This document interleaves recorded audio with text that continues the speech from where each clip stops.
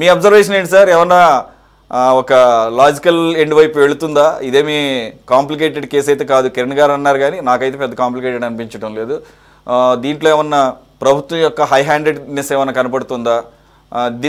This word exactly used by Jaganmohan Reddy గారు yesterday, high handedness in particular cases. అంటే వారి యొక్క దుందుడుకు తనంతో అలాగే ఈ తెంపరితనంతో కావాలని రెడ్ బుక్ రాజ్యాంగం, కక్ష సాధింపు, సెలెక్టెడ్ అరెస్టులు, ఆ రకంగా అధికారులు కూడా ఆ రకంగా వీళ్ళకి తోడ్పాటు అందిస్తున్నారు అని చెప్పడం, వారికి బంధువులు అని చెప్పి చెప్పడం. సార్ అందరికి నమస్కారం. జగన్మోహన్ రెడ్డి అయినా, చంద్రబాబు నాయుడు గారైనా, బీజేపీ అయినా, ఎవరైనా భూస్వామి పార్టీలవి. ఇప్పుడు జగన్మోహన్ రెడ్డి కోటే వ్యాపారం లావాదేవీలు ఉన్నట్లు, వీళ్ళేమో సోషలిస్ట్ వ్యవస్థ కోసం, కష్టజీవుల కోసం పనిచేస్తున్నట్లు అని చెప్పలేము. ప్రభుత్వాలే చేసే విధానం లేదు. ఇది కూడా వచ్చింది ఆయన నోటి నుంచి, నక్సలైట్లు పుడతారు. నేను ఎప్పుడు ఆ వర్డ్ ఆయన నోటి ఏమంటే వినలేదు. ఈ రకంగా గనక పాలన ఉంటే నక్సలైట్లు. సో ఎత్తుగడతో వాళ్ళ నాన్నగారే ఎత్తుగడతో చర్చలు పిలిచి చంపించింది అక్కడి నుంచే ప్రారంభమైంది. కాకపోతే అనుకుంటారు దోపిడీ అంతమవుతుందేమో, వాళ్ళు అయిపోతుంది అనుకుంటారు.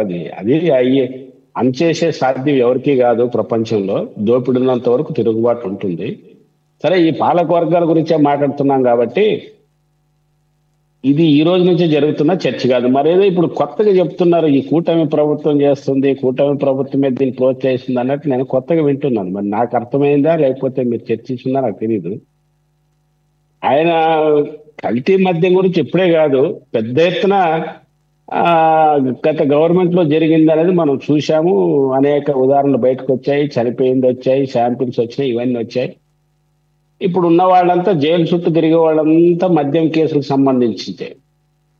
మరి ఇప్పుడు కూటమి ప్రభుత్వం అభాష్పాలు చేయడానికి ఇది అనుకుంటే, అభాష్పాలు చేయడానికే ఈ ప్రభుత్వం పనిచేస్తే ఈ ప్రభుత్వం గుడ్డు గుర్రాలు పళ్ళదోముతుందా? ఒకవేళ అభాష్పాలు చేయడానికే వీళ్ళు చేసే పాట అయితే వీళ్ళు ఏం చేస్తున్నారు? వీళ్ళ నిఘా ఏం చేస్తుంది? వీళ్ళు ఉన్నతమైన అధికారులు ఏం చేస్తున్నారు? ఎవరు అధికారంలో ఉంటే వాళ్ళ అడుగులకు మడుగులు ఎత్తడమే ఈ యంత్రాంగం యొక్క పని. కాబట్టి గత ప్రభుత్వంలో కాదు, ఈ ప్రభుత్వంలోనే చేశారు. ఈ ప్రభుత్వాన్ని గబ్బు పట్టించడం కాదు. ఈరోజు మీరు చూశారు, బెంగళూరు నుంచి కేరళ నుంచి స్పిరిట్ ఇదే రకరకాల వచ్చాయి, ఇబ్రాహీంపట్నం చేరుకున్నాయి, ఇక్కడ కల్తీ తయారు చేశారని చాలాసార్లు మనం చర్చించిన దాన్ని ఇప్పుడేం కొత్తగా ఉన్నట్టు కాదు. వీళ్ళకి 100% ఇప్పటి నుంచి కాదు, గత 10 ఏళ్ళ నుంచి జరుగుతున్నటువంటి చర్చ ఇది. భారతదేశ వ్యాప్తంగా ఆంధ్ర రాష్ట్రం ఒక రకంగా చెప్పాలంటే ఉభయ తెలుగు రాష్ట్రాలు ఒక అడ్డగా మారాయి. అందుకోసమే మద్యం తక్కువ రేట్లని ఇప్పుడు ఈ ప్రభుత్వం చెప్పినా, నాణ్యమైన మద్యమైనా, ఆ ప్రభుత్వం కల్తీ మద్యమైనా మద్యమే. ఇదేమి అమృతం కాదు, అదేమి మత్తు పదార్థం కాదు. కాబట్టి ఇప్పుడు ఎవరైతే ఈ తప్పులో నేరస్తులుగా ఉన్నారో వాళ్ళు తాత్కాలికంగా ఒక 6 నెలల్లో, సంవత్సరం కాలమో ఎడవుడు ఉంటుంది. ఇప్పటి వరకు ఆంధ్ర రాష్ట్ర చరిత్రలో నిజమైన దొంగలు, దోషులు ఒక్కరి జైల్లో ఉన్నట్లు మీరు దాఖలాలు చూపిస్తే నేను మాట్లాడలేను. ఎవ్వరికి అటువంటి శిక్షలు కానీ, ఒకవేళ ఆ శిక్ష పడితే ఇంకొకరిని నేరం చెయ్యకూడదు అనేది కానీ ఎక్కడైనా ఒకటి ఉంటే చూపించండి. నిన్నగాక మొన్న మా మెలుకల్లాంటి కార్యకర్త, యువ కిషోరము, ఒక ఆదర్శవంతమైనటువంటి సిపిఎం పార్టీ సభ్యుడు ప్రాణ బలిదానం గావించబడ్డావు. మావాడు ఏ రాజకీయ బూర్జువా పార్టీలో ఒక్కరు చెప్పమనండి, ఈ తెలుగుదేశం కానీ వైసీపీలో కానీ దానికి వ్యతిరేకంగా వీళ్ళు పాత్ర లేకుండా గంజాయి డ్రగ్స్ అమ్ముతున్నాయా? నిన్నగాక మొన్న మర్డర్ జరిగింది, దుర్మార్గులంతా కిరాతకంగా హత్య చేశారు. మరి నిన్న మొన్న దొరుకుతూనే ఉన్నాయి గంజాయి బస్తాలు నిన్న కాకినాడలో, మన విశాఖపట్నంలో. ఈరోజు ఒక లారీ దొరికింది. మరి ప్రభుత్వాలకు తెలియదు వీళ్ళు పాత్ర లేకుండా ఉంటుందా? కాబట్టి గతంలో జరిగినటువంటి కల్తీ మద్యంలో 100% పై స్థాయి నుంచి కింది స్థాయి వరకు ఉన్నది వాస్తవము. ఆ లిక్కర్లో వచ్చినంత లాభము, డబ్బు దేంట్లో రాదు. నేను అధికారికంగా చెప్తున్నా, నా వ్యక్తిగతంగా చెప్తున్నా, ప్రతి ముఖ్యమంత్రికి ఏడాదికి 15 నుంచి 2,000 కోట్ల రూపాయలు కేవలం మద్యం ద్వారా వస్తుంది. ఇంత పెద్ద ఎత్తున ఇప్పుడు వీళ్ళకి రావట్లేదా? తెలుగుదేశం వాళ్ళకి, వీళ్ళకి అమ్ముడుకు ఎక్కడ పెట్టుకుంటే రేవట్లేదా?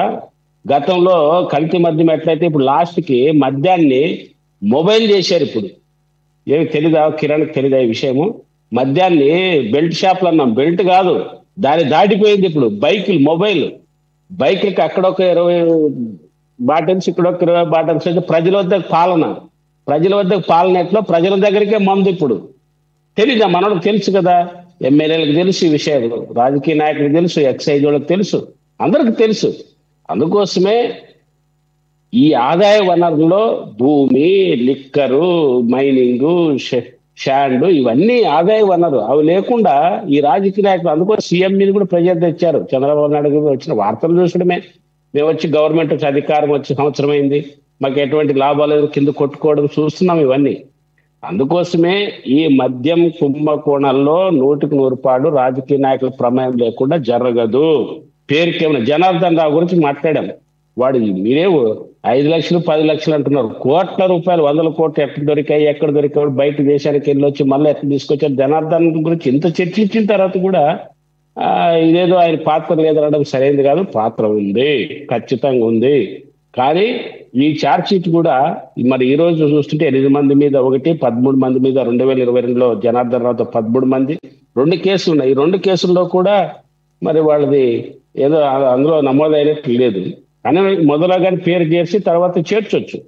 కానీ దీనివల్ల ప్రజల యొక్క ప్రాణాలతో చెలగాటడం అనేది అత్యంత దుర్మార్గమైంది. ఈ రోజు మన ఆంధ్ర రాష్ట్రంలో మీరు లెక్కలు చూసింటారు, క్రైమ్ బ్యూరో రికార్డు ప్రకారంగా 20 నుంచి 25 సంవత్సరాల అమ్మాయిలు విధవలుగా మారుతున్న రాష్ట్రాల్లో అత్యంత ఉన్నటువంటి రాష్ట్రాల్లో మనదొకటి. ఎంత దుర్మార్గం అండి! ఏ గ్రామం కన్నా చూడండి, విలేజ్ లో 5 నుంచి 10 మంది 30 ఏళ్ళ అమ్మాయిలు విధంగా కనపడుతున్నారు. ఏమంటే చనిపోయి తాగి చనిపోయాడంటే, తాగి అంటే ఎన్ని రోజుకు లీటర్ తాగుతారు వాళ్ళు, తాగి కాదు, ఈ దుర్మార్గమైనటువంటి కల్తీ మద్యం తాగి.